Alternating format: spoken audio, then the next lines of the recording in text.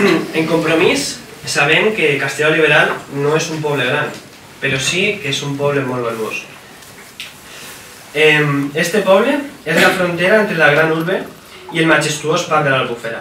Per la ubicació en la qual ens trobem, podríem dir que estem en un entorn privilegiat, ja que vivim en un espai verd, o relativament verd, i alhora també tenim molt a prop la capital, la qual ens ofereix una gran quantitat d'ofertes culturals i d'oci. Bé, fins així la teoria. La realitat és que, malgrat la proximitat entre el nostre poble i la ciutat, no disposem de mitjans de comunicació que ens connecten de manera efectiva. Tots hem sofrit l'espera del 14 durant 10 i 15 minuts. Esta espera, sumada al test de travessia, pot donar fàcilment un total de 50 minuts des que eixim de la nostra casa fins que arribem a la plaça d'Ajuntament. I emprar quasi una hora per arribar al centre amb un bitllet que val €1,50 rotundament no és un transport públic de qualitat. També és indignant observar com tota València disfruta de Valenbici. I als pobles de l'Horta Sud, com Castelló Liberal, directament se'ns ha omès aquest servici. Què passa? Que les pedanies no es mereixem el Valenbici? O és que la senyora Barberà s'ha oblidat que formen part de València? Per altra banda, vivim rodejats d'horta, però una horta que en les últimes dècades, i en especial en les últimes legislatures del Partit Popular, ha sigut maltractada, ja que l'Horta Sud ha estat bombardejada d'infraestructures. El nou caixer del riu Túria, que elimina pobles sencers com la Torreta.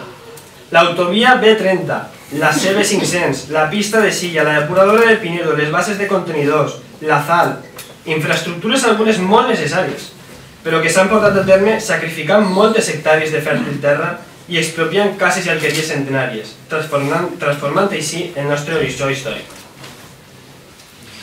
Nosaltres som conscients que l'actual paisatge agrícola va néixer fa segles, fa molts segles, fruit de l'esforç de diferents civilitzacions i gràcies a la suor de moltes generacions de llauradors valencians. Esta fèrtil terra ha format sempre part de manera inherent de la vida i la cultura a la nostra comarca. Per això, cal ser molt prepotent i insensat per portar endavant una destrucció tan salvatge i innecessària com la que va fer Rita Barberà a la punta en el projecte del ZAL. I cal tindre molt poca sensibilitat i respecte per ficar una base de contenidors de quasi 8 hectàrees en el Tremolà. Una base que ha estat durant quasi 20 anys en terrenys qualificats com no urbanitzables i de protecció especial. I m'agradaria que ningú oblidara el PGU que el Partit Popular va elaborar i que pretenia ofegar el nostre poble entre grans vies de circulació i que contemplava la destrucció de més de 50 vivendes. En aquell moment, el poble digué no a aquesta agressió. Nosaltres, avui també diguem no a este pla d'ordenació urbana i defensem ixe lema que dia volem carxoferes i no carreteres. A hores d'ara, tenim un alcalde pedáneo que, a més de no viure en el poble, no és sinó un pitolaire. Un responsable a les mans lligades que apenas té capacitat per a fer res i ha de demanar-ho quasi tot a altres que estan per damunt d'ell. Nosaltres creiem que es mereixem més autonomia. Tal volta, l'opció de l'entitat local menor siga la millor solució, ja que es donaria la possibilitat de tenir un alcalde amb més funcions i més responsabilitats, i alhora seguir formant part de la ciutat. A més, aquest poble, amb quasi 1.000 habitants, es mereix més que ser una simple pedania oblidada. Per això, quan arribi el moment, Compromís dotarà de més autonomia i de més govern a aquest barri que no és pedania sinó poble.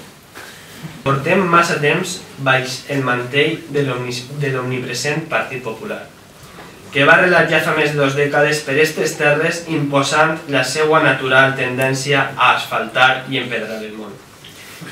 Portem sofrits 23 anys de Rita Barberà, 23 anys on la ciutat i molts dels seus veïns han viscut amenaçats pels prepotents plans urbanístics de l'Ajuntament.